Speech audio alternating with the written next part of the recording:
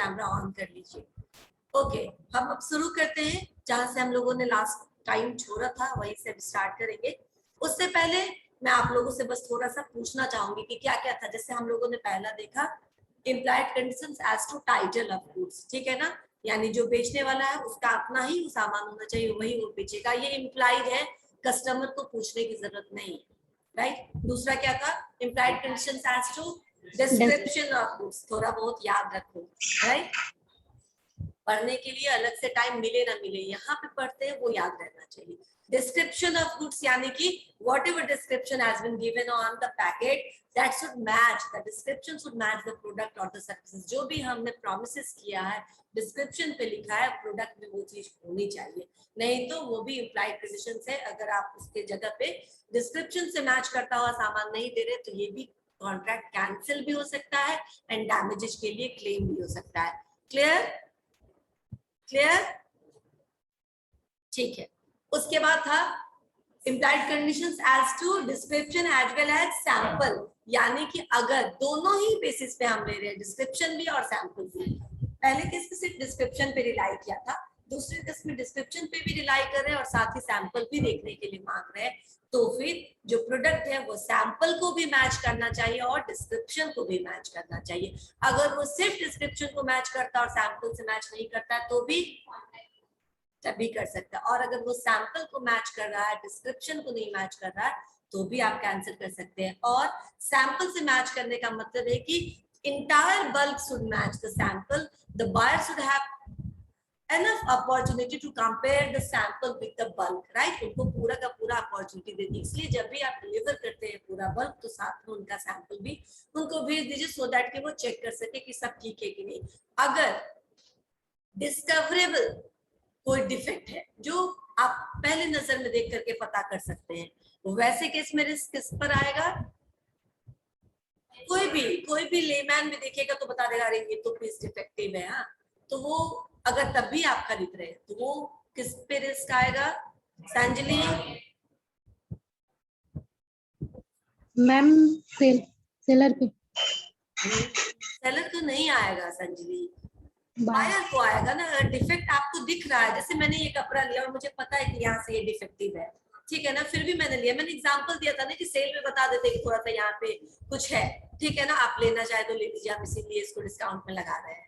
Then भी अगर आप लेते हैं तो risk goes to buyer, right. लेकिन हिडन डिफेक्ट है जो कोई आम आदमी जिसका अंदाजा नहीं लगा सकता, पता नहीं पीतल को सोना करके बेच दिया, भाई आम आदमी को क्या पता चलेगा पीतल है कि सोना, नहीं पता चलता है, और बाद में वो पीतल निकला। अब ये रिस्क किसका है? सेलर का, क्योंकि ये लेटेंट डिफेक्ट था जो आपने कंसील किया था, नहीं बताया था, और बाद में डिस्कवर हुआ कि वो आपने गलत प्रोडक्ट बेचा, तो ऑब्वियसली ये सेलर का हो जाएगा। Damages and contract both can be, damages can be claimed and contract can be cancelled, right? चलो, और क्या था? एक हमने और पढ़ा था क्वालिटी ऑफ फिटनेस, है ना। मैं बस थोड़ा सा रिकैप में जा रही हूँ ताकि आप लोगों को ये याद हो जाए। कंडीशंस एज टू क्वालिटी और फिटनेस ऑफ द प्रोडक्ट, यानी जिस पर्पस से आप ले रहे हैं उसके लिए वो प्रोडक्ट फिट है या नहीं है। जैसे कि आपने, मैंने एक एग्जांपल दिया था कि किसी को एक लग्जरियस कार चाहिए, राइट। आपने ये बोल के लिया कि since I used to travel I spend half of my life on the car online, ठीक है, तो मुझे आप एकदम कैरावैन जैसा या कोई एकदम बहुत कंफर्टेबल कार चाहिए। प्राइस का उसने कोई आपको लिमिटेशन नहीं दिया है, then you can suggest the comfortable और लग्जरियस कार जिसमें पूरा स्पेस उसको मिले, राइट। अगर वैसे वो बता के आपको बोलता और आपने उसको फिर भी कोई दूसरा चीज बेचा जो कि ट्रैवल के पर्पज से, बहुत ज्यादा ट्रैवल के पर्पज से कंफर्टेबल नहीं माना जाएगा, तो वो क्या करेगा? वापस जब वो 200-400 किलोमीटर घुमा के लाएगा तो कार भी वापस करेगा, पैसे भी लेगा और आपको डैमेजेस के लिए भी क्लेम करेगा कि निहायत ही मुझे परेशानी हुई तुम्हारी गाड़ी लेकर के, आप मुझे डैमेजेस के लिए भी आप उस समय बायर को, सेलर को स्यू कर सकते हैं। क्लियर हुआ? एक और था फिटनेस में कि आप ऊन खरीदने जाते हैं स्वेटर बनाने के लिए, लेकिन वो ऊन ऑलरेडी डैमेज था, उसको टर्माइट, व्हाइट एंड जिसको बोलते हैं, उसको आधा से ज्यादा खा चुके थे, तो वो किसी भी यूज का नहीं था, तो आप उसको रिजेक्ट कर सकते हैं। अब हमने मर्केंटेबिलिटी की, हम तो सारा ही खत्म कर लिया था, मुझे याद आ रहा है ना, लास्ट बचा था, ठीक है। मर्केंटेबिलिटी की बात की थी, यानी कि वो सेलेबल होना चाहिए, सेल करने लायक होना चाहिए। ऐसा नहीं होना चाहिए कि वो अब एक्सपायर हो गया है या सेलेबल नहीं है फिर भी आपने उसको बेच दिया। एक्सपायर के केस में अगर वो फूड आर्टिकल्स या फूड स्टफ की बात करेंगे तो यहाँ पे चेंज हो जाएगा, मर्केंटेबिलिटी नहीं यूज करके होलसमनेस। होलसमनेस मतलब हेल्दी, सैल्यूबरस, ठीक है ना, whatever is salubrious to our health, तो सैल्यूबरस बोलते हैं, होलसम बोलते हैं।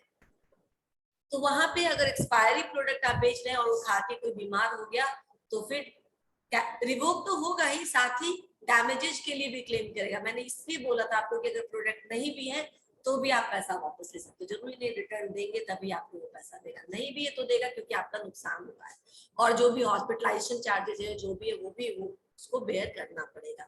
मर्केंटेबिलिटी के केस में अगर वो अदरवाइज कोई प्रोडक्ट है, कोई इटेबल स्टफ नहीं है, एडिबल स्टफ नहीं है, in that case मर्केंटेबिलिटी will apply, और वो बेचने के कंडीशन में होना चाहिए, पहले से ही ब्रोकन है, पहले से ही स्पॉइल्ड है, फिर भी आप बेच रहे हैं तो वो एक्सेप्टेबल नहीं होगा, वो again breach of implied conditions to merchantability of the product, right. ठीक है, अब इसके बाद बचा हुआ था ये हम लोगों ने एक बार फिर से देखा, implied condition in case of sale by sample, वहां पे था sample as well as description, यहाँ पे है implied conditions in case of sale by sample only, यानी कि जब आप sample दिखा करके कोई चीज बेच रहे हो, सिंपल है, sample को bulk से मैच करना चाहिए, if the bulk does not match the sample there is breach of implied conditions as to sample, ठीक है ना, and buyer can reject the goods। इस केस में और थोड़ा है, सेलर मस्ट गिव पूरा का पूरा अपॉर्चुनिटी, एक रीजनेबल अपॉर्चुनिटी देना चाहिए बायर को कंपेयर करने के लिए, ठीक है ना, वो कंपेयर कर सकता है, पूरा का पूरा बल्क चेक कर सकता है अगर उसमें कोई डिफेक्ट है तो। इस केस में देखो, अब हमको क्या है, अगर आपने कोई ऐसा प्रोडक्ट भेज दिया, कस्टमर नहीं होता कि ठीक है आप भेज देना, फोन पे बात कर लिया, इतना इतना किलो या इतना टन ये सामान हमारे गोडाउन पे भेज देना, शॉप पे भेज देना। अब क्या हुआ कि वो डिफेक्टेड आपने भेजा जो सैंपल से मैच नहीं कर रहा था, ये रिटर्न करने की जिम्मेदारी है बायर की नहीं, buyer will just inform you this is not as per the sample, you can take the your goods back, right. ये कलेक्ट करने की जिम्मेदारी सेलर की हो जाती है, राइट। यहाँ पे केस है लॉरिमर वर्सेस स्मिथ का, There was a sale by sample of 2 parcels of wheat, ठीक है ना, 2 बोरी wheat का, गेहूं का पार्सल भेजना था। The purchaser went to examine the bulk, जो परचेजर था, जो बायर था, खुद दुकान पे गया और उसने सारे बल्क को देखा, ठीक है ना। One parcel linked in the seller's warehouse, एक पार्सल जो था वो सेलर के वेयर हाउस पे था और एक दुकान पे था, जो दुकान में था वो तो उसने देख लिया, जो वेयर हाउस में था वो उसने नहीं देखा, उसने सोचा कि उसको बुला देगा या सेलर बोला कि हम आपको भेज देंगे, but the seller of wheat refuse to show the other parcel, जो वेयर हाउस में बुला रहे, वेयर हाउस में वो मंगा के आपको भेज देंगे, आप चिंता मत करिए। अब इस केस में क्या हुआ, उसने एक ही पार्सल चेक किया, दूसरा तो चेक नहीं किया, सेल बाय सैंपल हो रहा है और दूसरा प्रोडक्ट को कंपेयर नहीं किया उसने सैंपल से, तो इस केस में भी कोर्ट किसके फेवर में देगा डिसीजन, बायर के फेवर में देगा, इवन इफ ही हैज मतलब फिजिकली खुद से जाकर के एग्जामिन किया था इसने प्रोडक्ट को, लेकिन the part of the product had been sold and the rest had been not sold, तो आपने पूरा एक रीजनेबल अपॉर्चुनिटी जो होता है चेक करने का वो आपने बायर को नहीं दिया, ठीक है ना, इसलिए कोर्ट बायर के फेवर में ही ये डिसीजन दिया। दूसरा केस है इसमें मूडी वर्सेस ग्रेगसन का, ठीक है, यहाँ पे क्या है, contract was made for sale by brandy of brandy by sample, brandy normally हम दवाई के रूप में भी इसको करते हैं, एंड ये एक तरह का अल्कोहलिक ड्रिंक है, ठीक है ना, ठीक है। तो वहां पे क्या कॉन्ट्रैक्ट था कि सैंपल के बेसिस पे ब्रांडी बेचने का कॉन्ट्रैक्ट हुआ था मूडी वर्सेस ग्रेगसन के बीच में। The brandy that was supplied had been coloured with a dye, ठीक है ना, उसमें एक्चुअल कलर नहीं होता, उसमें डाई का इस्तेमाल किया गया था, यानी कि कलर ऐड किया गया था किसी का।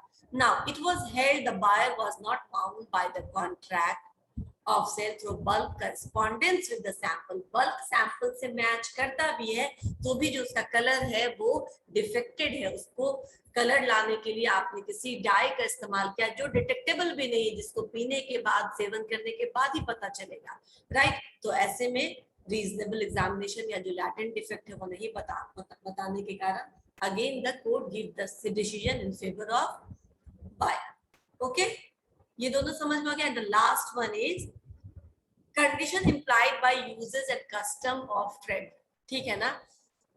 An implied condition as to quality or fitness for a particular purpose may be annexed by custom or uses of trade। मैं बताती हूँ custom and uses of trade क्या होता है, तुमको इससे क्या मतलब है। हमने पहले भी इसको देखा होगा, इस टर्म को तुम लोगों ने पहले भी देखा होगा, custom and uses of trade। अच्छा, negotiable इंस्ट्रूमेंट अभी नहीं पढ़ा है तो नहीं देखा, ठीक है। ये कहीं आया था, ये टर्म नहीं आया था। Custom and uses of trade का मतलब होता है जो रीति से या जो पुराने समय से चलता आ रहा है उस व्यापार में, ठीक है ना, उस तरीके के बिजनेस में जो हमारा कस्टम हो गया है या उसको यूज करने का जो ट्रेड में एक तरीका है इस तरीके का, ठीक है ना। तो ये भी कंडीशन से इम्प्लाइड है। मैं आपको एग्जांपल देती हूँ। सपोज करो कि एक कस्टम है, ठीक है ना, अब तो ये मेरे ख्याल से नहीं है, अभी भी हम मोबाइल लेते हैं तो चार्जर हमको उसके साथ मिलता है, हम बाई नहीं करते हैं, अलग से नहीं करते। लैपटॉप लेते हैं तो इसका चार्जर हमको इसके साथ ही मिलता है, we don't need to buy it, right. ये क्या है, ऐसे प्रोडक्ट्स के सेल के समय में ये एक कस्टम है, ठीक है ना। ये एक ट्रेड हो गया इस तरीके के व्यापार का, एक सिस्टम बना हुआ है कि whenever you supply a laptop please supply the charger as well.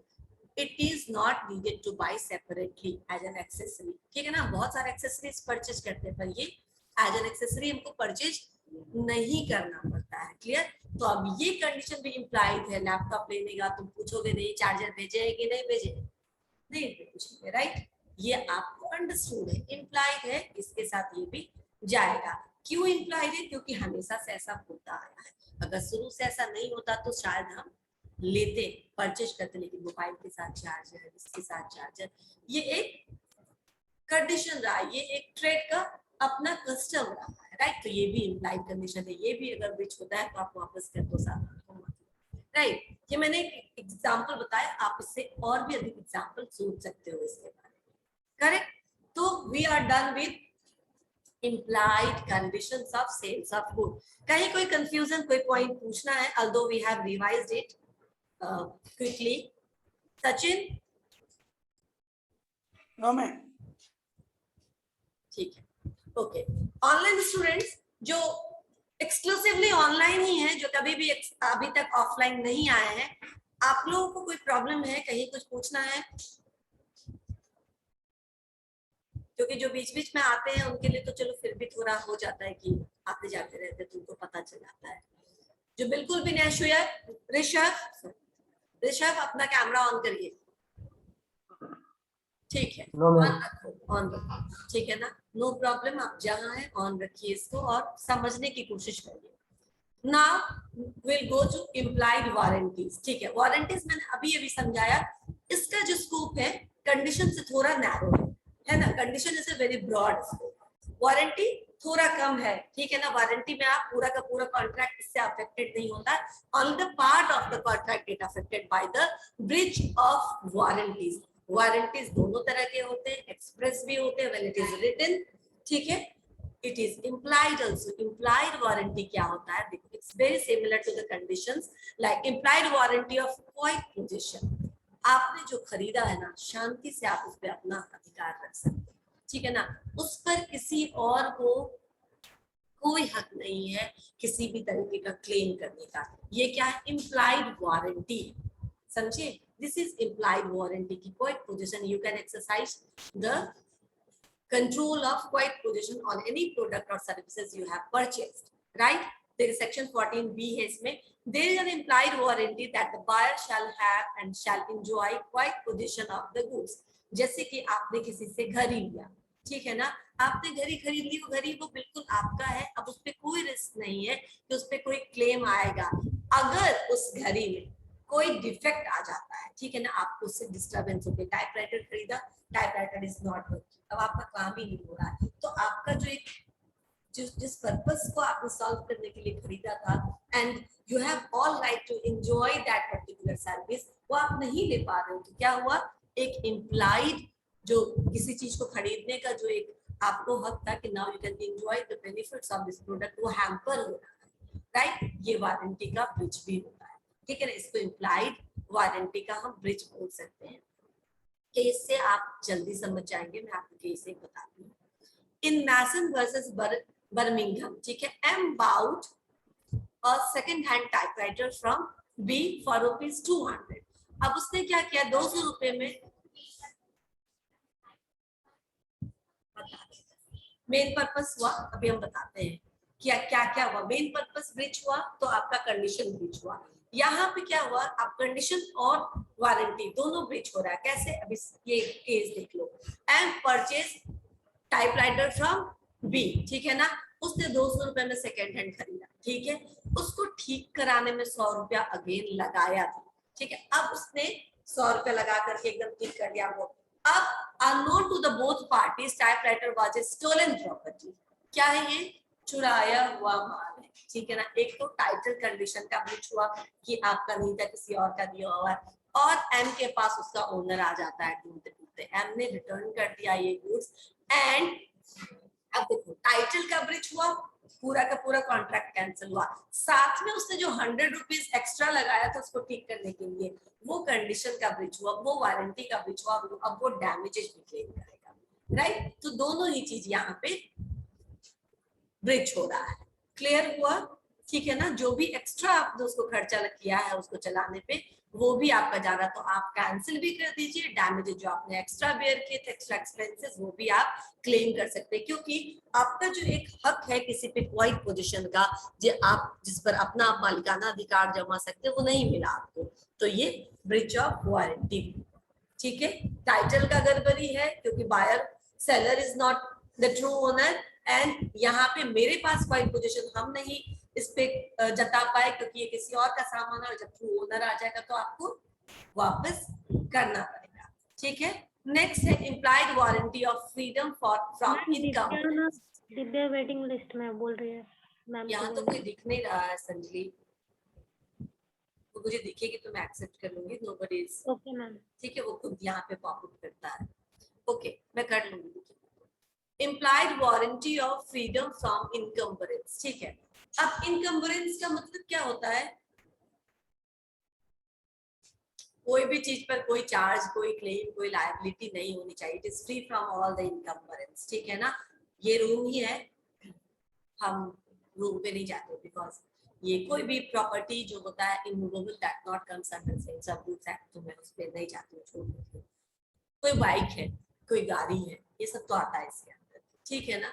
कोई गाड़ी है जिसपे लोन अमाउंट अभी बचा हुआ और ये आपने बताया नहीं है बायर को, ठीक है ना। बायर समझता है कि it is free from all इनकम्बरेंसेस, इस पे कोई क्लेम नहीं है, कोई इस पर किसी का भी कोई बकाया नहीं है, इट इज फ्री फ्रॉम इनकम्बरेंसेस, और आपने ले लिया। रादर आपको बाद में पता चलता है कि बैंक का नोटिस अब आपके पास आना शुरू हो जाता है लोन के लिए, right. Since the owner was change, notices were coming to you, क्या हो गया, this product is not free from encumbrances. तो एक इम्प्लाइड वारंटी होता है कि कोई सामान किसी भी क्लेम से परे होना चाहिए, या अगर क्लेम है तो आपको ये भी बताना चाहिए कि देखो भाई 5 लाख रुपया लोन लिया था, इसमें 2.5 लाख रुपया चुका चुके, 2.5 लाख रुपया बचा हुआ है, तो तुम मेरे से ये 3 लाख में लो, 50,000 हमको दो, 2.5 लाख बैंक को दे। समझ में आया, ये है free from इनकम्बरेंसेस because you have already explain the terms and conditions of finances, right. लेकिन ये छुपा के आपने बेचा है तो ये एक्शनेबल है, क्लेमेबल है, लेकिन ये बायर को नहीं पता है। उसने लिया है कि इसको बस मुझे 2.5 लाख देना है, बात खत्म। पता चला 2.5 लाख इसको भी दिया, 2.5 लाख बैंक को भी देना है, तो ये हो गया फ्रॉड, राइट। तो ये फ्री ऑफ इनकम्बरेंसेस नहीं हुआ। इसीलिए ये भी एक इम्प्लाइड वारंटी है कि जब आप कोई सामान बेच रहे होते हैं तो वो किसी भी क्लेम से परे होना चाहिए, उस पर किसी का भी कोई क्लेम या कोई बकाया। अब आई दिव्या, ठीक है, एक्सेप्ट कर, तो वो उससे फ्री होना चाहिए। क्लियर हुआ, ये एक इम्प्लाइड वारंटी है। कस्टमर को ये पूछने की या आपको इसको स्पेसिफिकली लिखने की जरूरत नहीं है। It is understood unless you expressly tell about the encumbrances, right. Clear हुआ सचिन, जब तक कि आपको बताया नहीं जाए तब तक ये माना जाएगा कि इस पे किसी और का कोई क्लेम या कोई बकाया नहीं है। अब क्लियर हुआ, ठीक है। केस है किसी तरह X places his car with Y for a loan of 50,000, place किया था, 50,000 लिया था और उसको अपनी गाड़ी रखने के लिए दिया था एज ए सिक्योरिटी, सिक्योरिटी होता है ना प्लेज में, तो सिक्योरिटी उसको रखने के लिए soon after he sells car to Jet, an innocent buyer, उसने क्या किया, ये कार को बेच दिया जेड को, जो इनोसेंट बायर है, जिसको पता नहीं था कि ये प्लेज किया हुआ है। नाउ जेड में इधर ask X to clear the loan, अब वो एक्स को बोल सकते हैं या तो तुम उसको लोन दो ताकि ये इनकम्बरेंसेस से फ्री हो जाए, या फिर तुम अपना गाड़ी रखो और हमको 50,000 दो, हम इस सेल से मुक्त हो जाए। समझ में आया? आप इसको फ्री भी कर सकते हैं, अगर आपने बेच दिया तो ये आप इसको न्यूट्रलाइज कैसे करेंगे, कैसे न्यूट्रलाइज करेंगे, पैसा दे देंगे उसका जिसका पैसा बचा हुआ है, तो फिर वो आपका सेल हो गया और प्रॉपर हो गया। अगर वो नहीं करेंगे तो आप मेरा अमाउंट वापस कर दीजिए, अपना गाड़ी ले लीजिए, राइट?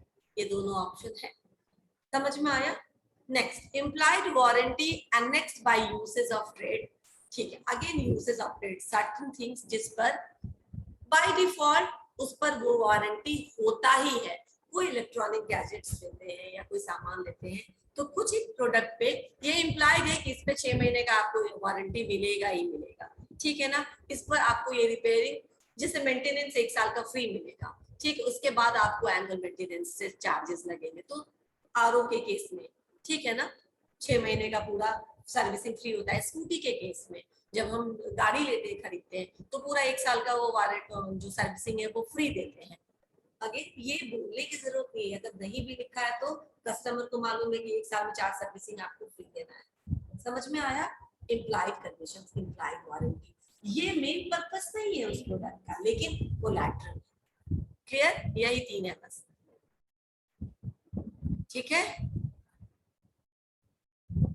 अगर गुड्स डेंजरस नेचर का है, there is an implied warranty that seller must warn the buyer of probable danger. अगर उसमें कुछ डेंजर है तो वार्निंग लिखा रहता है ना कि बच्चों से बचा के रखे, दूर रखे, या जो भी वार्निंग लिखा रहता है, तो ये भी बताना इम्प्लाइड है, ठीक है ना? किसी प्रोडक्ट में अगर वो डेंजरस नेचर का है तो उसको बताना, वार्निंग देना, उसके बारे में बताना, ये भी इम्प्लाइड है, इसको भी बताने की जरूरत है। You have to tell this, ठीक है ना? इसके लिए पूछे जाने की जरूरत नहीं है। यू हैव टू यानी कि seller has to explain this to the buyer, ठीक है, अपने मन से। हो गया? ये खत्म हो गया हमारा कंडीशंस एंड वारंटी। जो इंपॉर्टेंट पार्ट है, इसका कोई पार्ट आ सकता है पूछने में, क्वेश्चन में, ठीक है ना? इट्स नॉट कि सारे याद है, हो सकता है आपको शॉर्ट नोट्स में 3 ही लिखने बोल दे, 2 ही लिखने बोल दे, ये भी हो सकता है, ठीक है? अब हम डॉक्ट्रिन ऑफ कैविट इम्पेटर पढ़ेंगे। कैविट इम्पेटर मतलब मैंने कुछ बताया था थोड़ा सा। Nikita, switch on your camera. Yes, caveat emptor का मतलब मैंने क्या बताया था?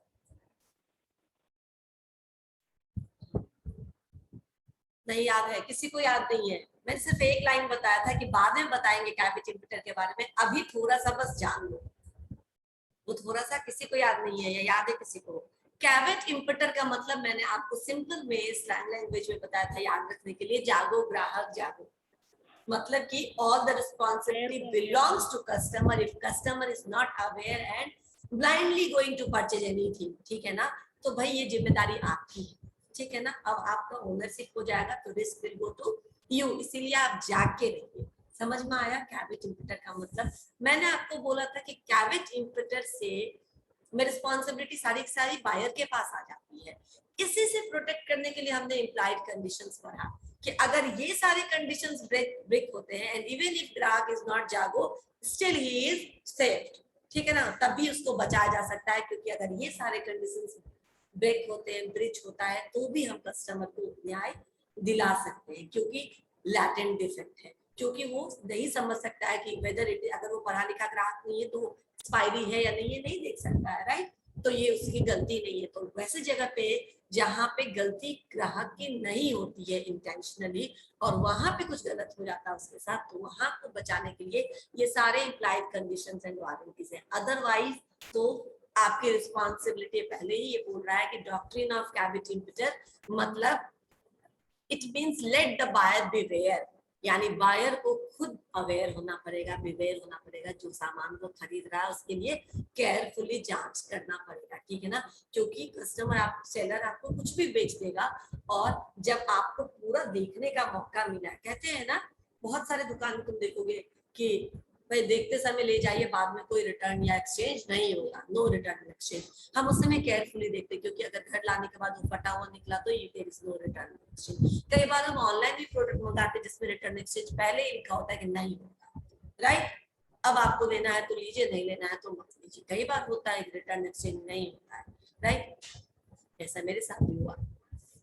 एक बार मैंने कुछ परफ्यूम है जो एक्चुअली कैम्फर डिस्पेंसर में डालने का वो ऑयल होता है, तो मैंने सोचा कि मंगा लेते हैं शायद अच्छा होगा, लेकिन वो बहुत हेवी था और मुझे स्मेल से थोड़ा एलर्जिक होता है, ठीक है ना। बहुत हेवी स्मेल तो सीधा दिमाग पे चढ़ जाता है, राइट। तो मैंने सोचा कि रिटर्न कर दे इसको। हाँ, वो 2 था, एक के साथ एक एक्स्ट्रा दिया था, लेकिन बाद में मैंने उसको देखा कि कोई इसमें रिटर्न या एक्सचेंज का ऑप्शन नहीं था, और वो पहले ही बताया गया था, ऐसे नहीं कि मैंने बाद में लिखा। तो वो रखा हुआ है, किसी यूज का नहीं है, कोई लेगा तो दे दूंगी, वरना वो फेंका जाएगा 6 महीने रखने के बाद, राइट। अभी तो नहीं फेंकाएगा, 6 महीने साल भर के बाद वो उसको फेंक दूंगी। दैट मीन्स कि जब ऐसा कुछ लिखा हो तो you have to aware, right. क्योंकि सर्टन कंडीशंस ही है, जो चीज अगर वो फूटा हुआ शीशा रहता, लीकेज रहता, तब वो एक्सचेंज ले लेता, लेकिन सिंपल इसलिए क्योंकि मुझे उसका स्मेल पसंद नहीं आया, अब मैं उसको एक्सचेंज नहीं कर सकती हूँ, राइट। क्योंकि वो इन सब रीजन्स लिस्टेड होते कि अगर ये रीजन्स में से कुछ एक है तो ही आप रिटर्न कर सकते हैं, अदरवाइज आप नहीं कर सकते। तो कैवेट इंपेटर यही बोलता है कि फंडामेंटल प्रिंसिपल है ये सेल ऑफ गुड्स का कि बायर को अवेयर होना चाहिए कि वो क्या ले रहा है, क्या चीज खरीद रहा है। उसको जितना इंक्वायरी करना है, जितना खोज करना है, जितना रिसर्च करना, सब वो उसी समय कर ले जब तक उसने पेमेंट नहीं किया है या ओनरशिप उसके पास ट्रांसफर नहीं हुआ है। वंस इट इज डन, सारी रिस्पॉन्सिबिलिटी बायर की हो जाएगी, लेकिन बायर इनोसेंट है, ठीक है ना। बायर इतना नॉलेजेबल नहीं है, एक्सपर्ट नहीं है उस फील्ड का, तो वो गलती कर सकता है। इसीलिए वैसी गलती जो इंटेंशनली नहीं की गई है, जो उसके लैक ऑफ स्किल की वजह से, वो चूंकि उस बिजनेस में नहीं है तो उसको नहीं पता क्या अच्छा है क्या बुरा है, और उससे कुछ गलत सामान खरीद दिया, वैसे केस में implied conditions and implied warranties come as rescue for the buyer, ठीक है ना, आपको वो बचाने के लिए। क्लियर हुआ? ठीक है। Application of rule of caveat emptor, यानी कहाँ पे ये अप्लाई होगा। मैंने ये तो बताया कि ये कहाँ पे अप्लाई नहीं होगा, यानी जहां जहां इम्प्लाइड कंडीशंस एंड वारंटीज का ब्रीच होता है वहां पे ये अप्लाई नहीं होगा। Even if customers are not aware, लेकिन उसको गलती सामान बेचा गया तो कस्टमर को बचाया जाएगा, कोर्ट कस्टमर के फेवर में होगा, राइट। लेकिन कहाँ पे ये बचाव कोर्ट नहीं कर सकती है, these are the case. Exemptions applications कहाँ है? Rule of caveat emptor applies to the purchase of specific goods.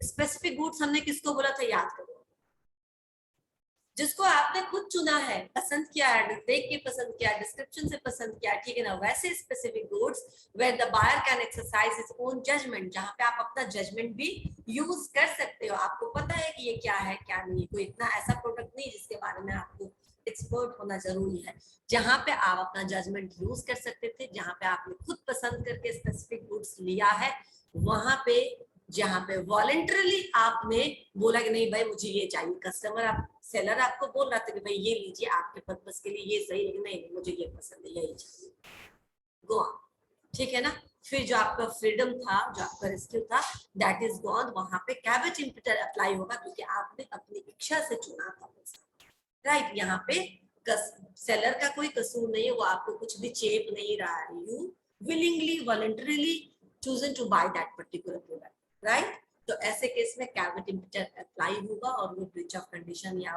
Rescue वाली बात अप्लाई नहीं होगी। समझ में आया? नहीं समझ में आया?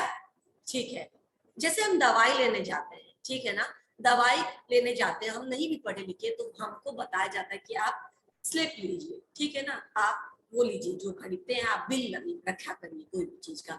दवाई का बिल रखना इसलिए जरूरी है क्योंकि अगर दवाई खराब है और आपके पास बिल नहीं है तो यू कैन नॉट प्रूफ कि हमको खराब दवाई मिली थी।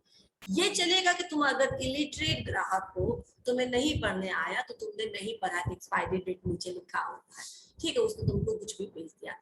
पर आपको ये पता होना चाहिए कि अगर मेरे पास बिल रहेगा तो अगर गलत सामान दिया गया तो मैं इसको स्यू कर सकता हूँ, मैं डैमेजेस जो होगा, नुकसान जो होगा उसके लिए क्लेम कर सकता हूँ। अगर वो भी नहीं है तो एक तो आप प्रूफ नहीं कर पाओगे कि मैंने लिया है, और दूसरा ये भी वो बोल सकता है कस्टमर कि उन्होंने अपनी मर्जी से यही दवाई लिया, मैंने उनको बताया था, राइट। तो इस समय आपका चला गया ना फ्रीडम, ठीक है, कस्टमर का फ्रीडम गया। इसीलिए जहां पे कस्टमर खुद के जजमेंट को यूज करता है, सेलर के जजमेंट पे रिलाई नहीं करता, वॉलंटरली किसी चीज को पसंद करके खरीदता है, वैसे में अगर कोई बाद में फॉल्ट होता है तो customer is responsible, not the seller is responsible, right.